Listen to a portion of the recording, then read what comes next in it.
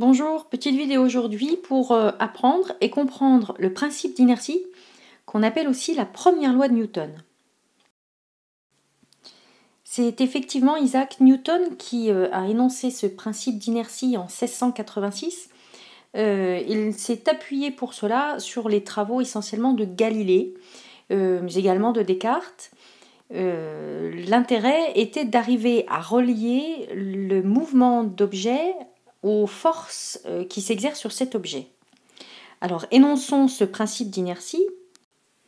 Dans un référentiel galiléen, tout corps persévère dans son état de repos ou de mouvement rectiligne uniforme si les forces qui s'exercent sur lui se compensent et réciproquement. Expliquons un peu les différents mots qui interviennent dans ce principe d'inertie. Tout d'abord, dans un référentiel galiléen. Les référentiels galiléens sont les référentiels dans lesquels on peut appliquer le principe d'inertie. Nous en connaissons trois. Le référentiel terrestre, c'est-à-dire lorsqu'on regarde le mouvement de l'objet par rapport au sol de la Terre.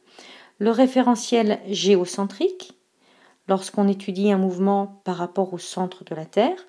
Et le référentiel héliocentrique, lorsque cette fois-ci on étudie le mouvement d'un objet par rapport au centre du Soleil, par exemple le mouvement d'une planète. Ces trois référentiels sont des référentiels galiléens, donc dans lesquels on pourra appliquer le principe d'inertie. Ensuite, le terme corps, tout corps. Le mot corps ici ne signifie pas le corps humain, mais peut être remplacé par le mot système. En physique, un corps c'est un système ou encore un objet. Le mot persévère. Persévère dans son état de repos ou de mouvement rectiligne uniforme. Le terme persévère a le même sens que dans la vie de tous les jours, c'est-à-dire qu'il continue. Donc l'objet va continuer à avoir le même mouvement.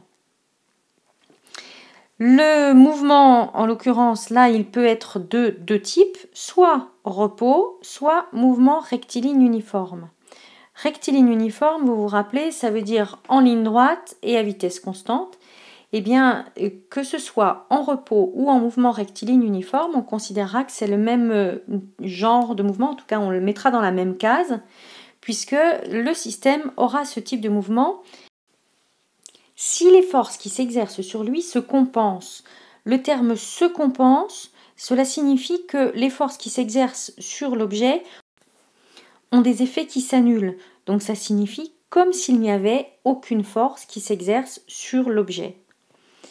Et puis enfin, la fin de la phrase dit « et réciproquement ». Réciproquement, ça signifie que vous pourrez dire le principe d'inertie dans l'autre sens, vous pourrez l'utiliser dans l'autre sens.